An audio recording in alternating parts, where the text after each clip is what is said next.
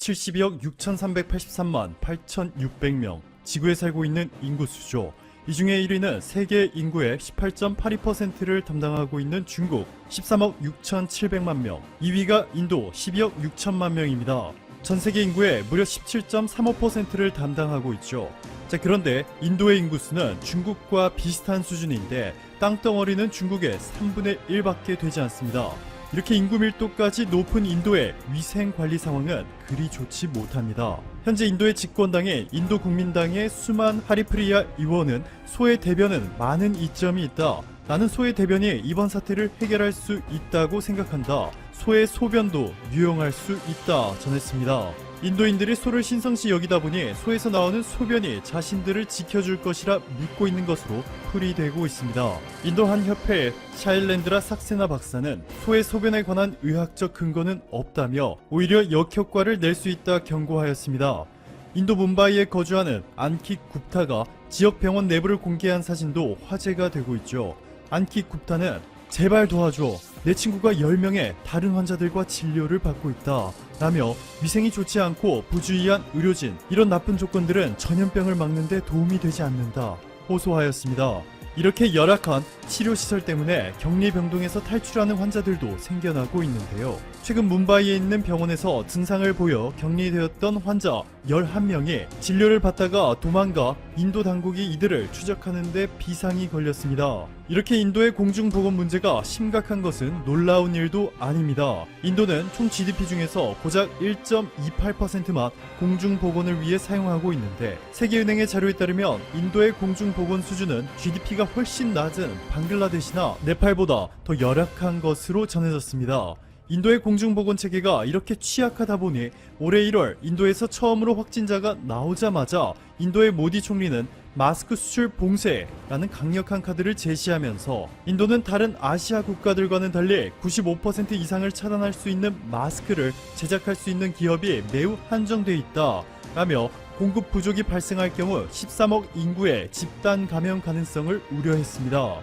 이에 결국 인도는 한국과 일본, 이탈리아를 포함해 모든 외국인의 기존 비자 무효화 조치를 선언했습니다. 한국처럼 폐쇄하지 않은 상태에서 확산을 컨트롤할 수 있는 보건 체계를 갖추지 못하다 보니 국가 자체를 봉쇄한 것이죠. 자, 그런데 한국이 또 예외를 만들어냈습니다. 최근 베트남이 한국을 막았다가 삼성 디스플레이 직원 186명을 예외적으로 입국 허용하였듯이 인도 외교당국은 한국의 삼성물산 직원 3명과 기아차 관계회사 직원 4명을 포함해 한국인 10여 명의 인도 입국을 예외적으로 허용한 것으로 전해졌습니다. 이들 중에는 인도가 최근 선포한 기존 비자 무효에 대한 예외를 인정해 기존 고용 비자의 효력을 인정받은 이들도 있었고, 심지어 기아차의 협력업체 직원의 경우 신규 비자를 발급받기도 하였습니다. 인도가 이번 사태를 막기 위해 국가 봉쇄라는 초강력 카드를 꺼내든 지 며칠 지나지 않은 시점에 이렇게 예외적인 조치를 취했다는 것은 매우 이례적인 케이스인데요.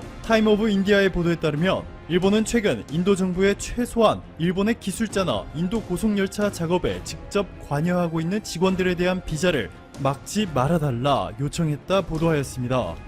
강력히 항의하지 않아도 한국인 직원들의 기존 고용 비자의 효력을 예외적으로 인정하고 신규 비자까지 발급해 준 것과는 매우 비교되는 상황이죠. 인도가 이렇게 한국의 예외적인 조치를 취하고 있는 것은 최근 급격하게 강력해지고 있는 인도 내 한국의 영향력 때문이라 분석되고 있습니다. 문재인 대통령의 취임 후 처음으로 삼성그룹의 일정에 참석한 행사가 바로 인도에서 있었던 삼성전자의 제2공장 준공식. 삼성전자가 인도 뉴델리 근처에서 세계에서 가장 큰 규모의 스마트폰 공장을 완공하였습니다. 기존 공장을 2배 규모로 확장시켜서 1년에 무려 1억 2천만 대의 스마트폰을 생산할 수 있게 된 것인데요. 확장 공사 비용으로만 8천억 원을 넘게 투입했고, 이에 따른 인도 현지인 고용 창출 효과도 상상을 뛰어넘고 있습니다. 이미 삼성은 인도에서 2개의 제조 공장과 5개의 R&D 센터, 그리고 1개의 디자인 센터를 운영하며 7만 명이 넘는 직원을 고용하고 있는 데다가 판매망은 15만 개에 달합니다.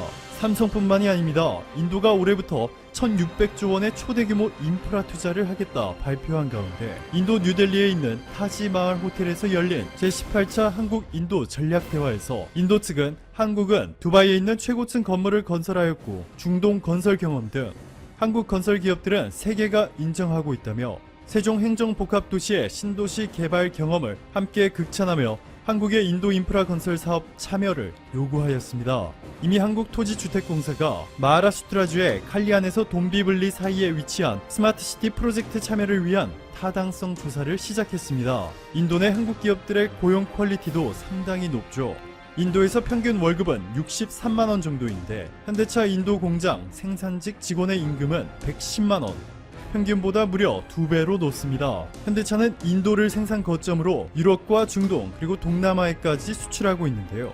지난해 하반기까지 본격적으로 생산 라인을 확대해 1년에 104만 대를 생산할 수 있는 능력을 갖추었습니다. 이렇게 한국 기업들의 인도 내 영향력이 막강해지다 보니 인도 정부의 투자 유치 전담 기관인 인베스트 인디아는 한국 전담 조제 코리아 플러스까지 만들었죠. 인베스트 인디아가 이렇게 한 국가를 별도로 전담 조직을 만든 것은 세계에서 딱 2곳밖에 없는데 그중 한 곳이 바로 한국입니다. 스칸드타얄 전 주한 인도 대사는 이렇게 말합니다. 평범한 인도의 가정에서는 스마트폰, 차, 가전제품 등 한국 기업들이 만든 제품을 최소한 2가지 이상은 사용하고 있다.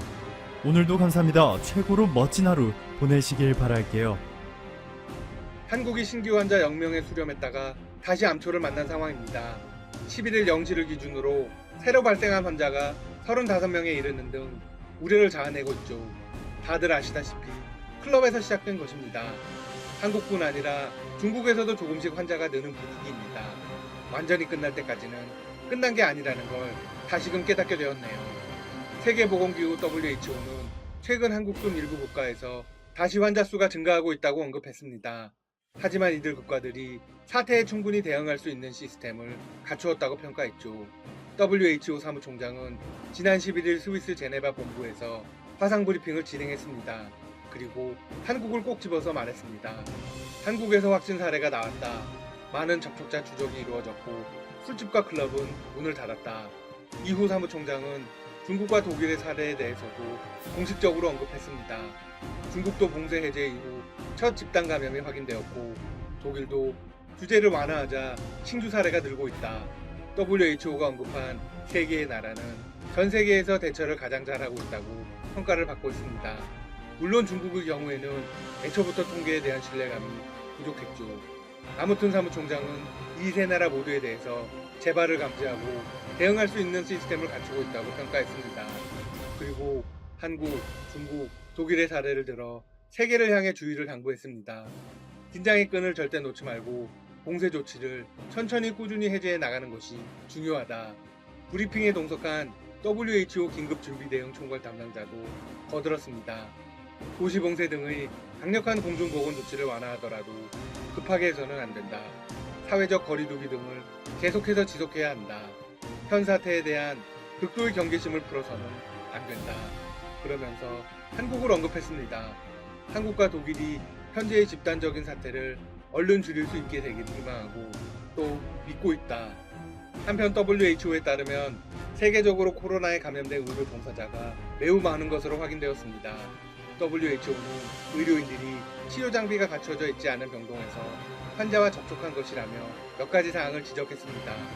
병동에서 적절한 장비를 착용하고 불량한 손 위생 상태를 점검하라는 것입니다.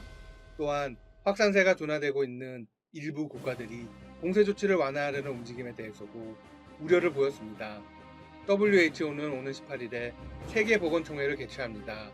이번 총회에 대만의 참석 여부가 이슈로 떠오르고 있습니다. WHO는 다시 한번 공을 회원국으로 돌렸습니다. 중국의 눈치를 본 것이죠. WHO의 법률 담당자는 대만을 초대할 권한이 없다고 말했습니다. 참고로 대만은 이번 사태를 가장 잘 대처하고 있는 나라로 하나로 손꼽힙니다. 지금까지 닥터시사TV였습니다. 시청해주셔서 감사합니다. 구독과 좋아요 부탁드립니다. 일 국민의 70%가량이 자국의 대응에 대해 불신하는 것으로 밝혀졌습니다. 지난 4일 일 총리는 긴급사태 발표 기간을 한 달 더 연장했습니다. 이에 대한 찬성 여론은 높았습니다. 현재의 상황이 전혀 회복되지 않고 있기 때문입니다. 하지만 내각의 지지율은 크게 떨어졌습니다. 이유는 간단합니다. 더는 총리를 믿지 않는다는 것입니다. 현지의 한 언론이 전국의 유권자들을 대상으로 설문조사를 진행했습니다. 조사 결과 일본의 의료 및 검사 체계에 불안을 느낀다는 답변이 68%로 집계됐습니다. 불안하지 않다는 응답자는 고작 14%였습니다. 조사를 진행한 언론은 이어서 지지율을 조사했습니다. 지지율은 40%를 기록했습니다. 사태가 처음 발령된 다음 날보다도 4%가 떨어진 것입니다. 국민들이 정부에게 신뢰를 보내지 않는 이유는 초기 대응 때문입니다. 정부가 적극적으로 검사하는 정책을 펼치지 않아 사태를 키웠다는 비판이 여기저기서 터져 나옵니다. 긴급 사태가 이번 달 말이면 해제될 것이라고 보는 여론도 부정적이었습니다. 해제되지 않을 거라고 답한 사람이 무려 50%에 달했습니다. 상당히 충격적인 수치입니다. 상황이 이렇다 보니 지방정부에서 항명의 움직임이 나타나고 있습니다. 지자체 일부에서는 총리의 보이콧을 시작한 것입니다. 정확히는 총리의 명을 듣지 않는다는 것입니다. 중앙정부가 이번 사태에서 무능함을 드러내자 각자 살 길을 찾아 나선 것이죠. 가장 먼저 포문을 연 사람은 오사카부 지사입니다. 지사는 총리가 사태를 한 달 더 연장하자 크게 반발한 것으로 알려졌습니다. 오사카는 즉시 대책회의를 열어 휴업과 외출 자제의 단계적 해제를 위한 조치에 돌입했습니다. 가장 인상적인 조치는 해제 기준을 마련했다는 것입니다. 세 가지의 지표를 근거로 해서 15일쯤 해제 결정을 내릴 수 있다고 공식 발표했습니다. 총리에게 정면으로 맞선 것입니다. 현재 중앙정부는 해제의 기준이 없습니다. 그러한 이유로 여론의 문매를 막고 있죠. 한 달을 연장했지만 어떤 기준으로 해제를 할지는 알 수 없다는 것입니다. 따라서 한 달이 두 달이 될 수도 있는 상황입니다. 긴급사태의 해제 기준을 지자체가 만든 건 역사상 처음 있는 일입니다. 지사는 아베 총리를 향해서도 직언을 서슴지 않았습니다. 우리가 기준을 만든 이유는 간단합니다. 정부가 구체적인 기준을 제시하지 않고 연장했기 때문입니다. 이는 출구 없는 터널을 계속 달리라고 강요하는 것입니다. 지사의 발언은 여기서 끝이 아니었습니다. 마지막으로 총리에게 이렇게 호소했습니다. 경제가 악화되어서 생명을 잃는 사람도 있다는 걸 명심하라. 각 지역의 상황을 고려한 정교한 정책을 제시하라. 와카야마 현 지사도 항명에 나섰습니다. 그는 최근 이런 지시를 내렸습니다. 37.5도의 열이 나흘간 나야 상담을 받을 수 있다는 정부의 매뉴얼을 지키지 말라. 열이 나도록 참지 말고 당장 진료를 받아라. 이는 아주 현명한 조치라고 할 수 있습니다. 일본이 왜 지금까지 제대로 된 대처를 못했는지 알 수 있는 대목이기도 합니다. 아베 총리와 사이가 좋지 않은 도쿄도 지사도 나섰습니다. 그는 이미 지난 3월부터 독자적인 움직임을 보이고 있었습니다. 총리가 경제에 미치는 영향을 우려해 긴급사태 대상을 축소하려고 하자 이렇게 맞받았습니다. 중앙정부가 그런 식으로 나오면 우리 도쿄는 자체적으로 휴업을 요청하겠다. 지자체장들은 중앙정부 앞에서 큰 힘이 없습니다. 늘 총리의 눈치를 보았죠. 더욱이 총리는 지지율도 막강했습니다. 그럼에도 자체 결단을 내리게 된 이유는 정부의 무능함 때문입니다. 마스크 배급부터 실패했고 방역대책은 말할 것도 없었습니다. 지사들은 독자 노선만이 살 길이라고 판단한 것입니다. 앞서 언급한 지자체장 외에도 여러 지사들이 보이콧에 동참하려는 분위기입니다. 가고시마 현 지사도 최근 중앙정부에 지원금을 확대해달라고 요청한 상황입니다. 지금까지 닥터시사TV였습니다. 시청해주셔서 감사합니다. 구독과 좋아요 부탁드립니다.